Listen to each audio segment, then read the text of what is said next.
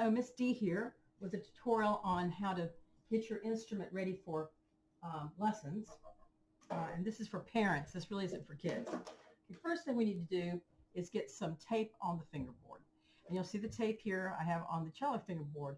And on the violins and cellos and violas, you want to tape under first finger, third finger, and fourth finger. That's all the tape you need. You don't need to have second finger and all that stuff. You don't need it. You just need those basic things. And we need to get them in the right places because these are just aids for right now.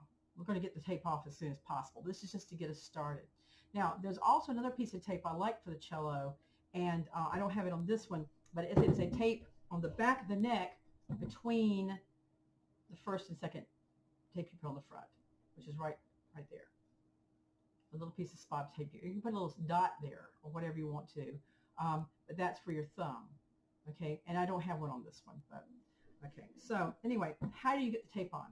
Well, first of all, where do you put? Let's put where we put it. We're going to put the tape under the whole step from the open string. Okay, then third finger, which is a major third from the open string, and then a fourth finger, which is a perfect fourth from the open string. So a whole step, then a major third, then a perfect fourth. Now these other tapes I have on here are for position work because I've got some kids doing position work. So right now we only need these three tapes: first finger, third finger, fourth finger. And if you'd like to, because I'm going to talk about this place in lessons, you can put a little piece of tape on the back right here, just a tiny little spot, because that's going to be for your thumb. All right, but you don't have to do that. I will be saying, is your thumb behind your second finger? You're hearing me say that over and over, because second finger is going to go right between. It's going to go right here, but we don't need a tape for that. Too many tapes makes it confusing because we don't hear with our eyes, we hear with our ears, right? So we need to learn. We're going to learn what the shape feels like and what it sounds like, and then the tapes leave. So how do you put on a piece of tape? Well, first of all, the kind of tape I use, I like to use auto detailing tape, and it's hard to find it now because auto detailing is sort of out of fashion, you know, pinstriping and stuff. But if you can find the pinstriping tape, I think it doesn't look a quarter of an inch. It looks bigger than an eighth of an inch and smaller than a quarter of an inch, but it's a real thin piece of tape. And you want a piece long enough that you can put it around the fingerboard and wrap it around. So here's how you put it on. Once you take the backing off, you're committed. And make sure you have a piece long enough that you can wrap it all the way around the back. See, like that? Because when you wrap it around and tape it to each other, it's not as likely to slip or come off. Okay, after you take the backing off, you're going to come down here, and you're going to get under here, between the strings and the fingerboard, after you take the backing off, and you're going to bring it up against the strings, because if you hit the fingerboard, it'll stick, and it's just messy.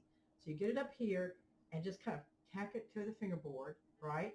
And then you have to, you know, find the spot. You know, you'll tack it there, try the spot out, and then keep moving it till you find that spot. Then when you're committed to that spot, put it down good, push it down good all the way. It's going to go all the way across, right? Straight across. And you bring it around and you let it stick to each other on the back. Wrap it all the way around. You don't want it to wrap around so it's back on the fingerboard, but just wrap it all the way around. And so you need one for first finger, third finger, which is first finger is a whole step from the open string, third finger is a major third, and then fourth finger is a fourth above the string, the open string. Okay, so that's tape. Another place I like to have tape on the cello is between here, here and here, just straight across there. That kind of helps. You know, you just take the tape and you just put it from the top, this little hole right here, to that little hole right there. That's a good place to have tape because that's where your bow goes, between those two holes. Okay. Another place that I'd like to have a piece of tape, a small piece, is right in the middle of the bow. Now, this bow has got two pieces of tape that was put on it previous to when I got this bow. I like to put one right in the middle. Just put it around there so I can tell the child that's the middle of your bow. All right. Okay. Now, really quickly, you know, and I don't mind helping you with this on Zoom when you're ready to do it. All right. Not a problem. I've been many parents through the ropes on Zoom lately, and FaceTime, excuse me. Okay. Now, the other thing I need to talk about are strings. Okay. a lot of bad experiences with music stores as a string teacher. I have a lot of friends who run music stores. They're nice people, but I've had some dealings with music stores that weren't very pleasant as far as them not knowing what they're doing when it comes to taking care of instruments. Just because they take care of a clarinet or trumpet, I'm sorry. I don't pretend to know anything about clarinets and trumpets and flutes and oboes. That's not my field of expertise. My expertise is in 50 years or more of teaching and playing the violin. So I know string instruments, okay? And a lot of these people have very minimal training in how to do things. And if you try to tell them how to do things, they don't take it very well. So anyway, moving on. I'm going to give you a quick little tutorial about putting strings on it, because sometimes parents have to do that. You'll notice if you look at the peg box on this cello, okay, you'll notice that when the string goes into the box, it seems to go towards the head of the peg, right? It's wound towards the head. It's not done straight onto the peg. It comes off and goes towards the peg head. And I'm going to show you why. String instruments it's all about physics. It's all about physics, okay? So I want to show you how to put a string on. Now, the bottom part of the instrument, before you take a string off, observe how it's put on. How it's put on. They'll have a ball at one end that slips into a little slot. Make sure it's in that slot really well, and you may have to be a little brutal about it to make sure it's in the slot, okay? This end's much more complicated, but the bottom part, just make sure the string is in the slot. There'll be a little ball that keeps it from coming through the slot. If there's not a ball, then look in the package to see if there's a ball to put on the string, because sometimes you have to put the ball on. Also, never, if you have to replace strings, don't replace them all at once. Replace the A, and once you get the A on and get it tightened, then replace the D, and once that gets tightened, then replace the G. I would do the G next and do the E last. Okay, so don't just take all the strings off, because if you do that, the sound post may fall down, and then you will need an expensive fix. All right. Okay. So I want to show you about putting on a string. This is the secret. Most people don't know, even string teachers. Okay. First of all, you don't have a lot of opportunity to mess this up, because this end of the string will get frayed, and then you'll get ill and say bad words. Okay. First thing you do is you stick the string through the hole, and hopefully the hole is big enough to accept the string. If it's not, then you have a whole different problem. When you do that, make sure the string comes out on the other side a little bit. Okay?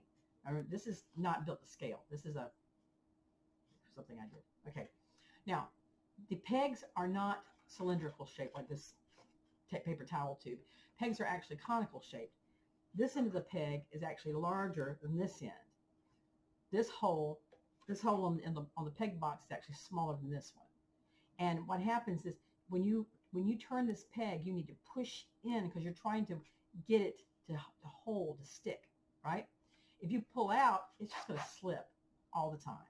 So you always want to push in when you're working with a peg, okay? Okay, now, so we're going to put this, it doesn't matter which hole you can put it, it doesn't really matter. So once you get it through there, just make sure a little bit's coming out on the other side, like that. See that? Just a little bit. This is important, because if you don't do that, strings will come out of the hole before you know it. Okay, then after you get it through there, you're going to turn the peg like that. Okay, like this. Don't turn it the other way, or you have to start all over again. Okay, when you turn around, when you turn it and you see the end of that string coming, wind to this side of the end. See how I went wound to this side? Then, as soon as you see that coming around, wind over it. This is going to help keep that string in the box. And then at that point, you pull that string over as close to that peg head, and it's going to work. See how it's going to do? See that? Keep winding towards this. All right? And it will push itself over. In other words, it'll just keep pushing itself over as you get closer to this thing right here. But that's what you want, because this way, that string, the tension of that string will actually pull this peg into the box and keep it tight. Okay, that's what you want. All right? And what's keeping the string from coming out, from slipping out, is the fact that the string has got so much tension and forcing itself on itself, and it won't pull out. Okay, got that? This takes a little bit of practice. So what you might want to do is when you take that old string off, practice with the old string a little bit before you put the new string on. Okay, but this is the secret of putting pegs in. And nobody taught me this. I've taught to many people, but nobody taught me this. I taught to myself after, hundreds of students having to replace strings. I was told one time by a string technician, a luthier, that this wasn't good for your violin because it wore on the peg box. But you know what? You don't change strings that often, and you don't have to. If you put them on correctly, you don't have to fool with it very often. So I don't think it wears the box like they think it does, because if you put the string on correctly, you don't have to do a lot of fooling with it.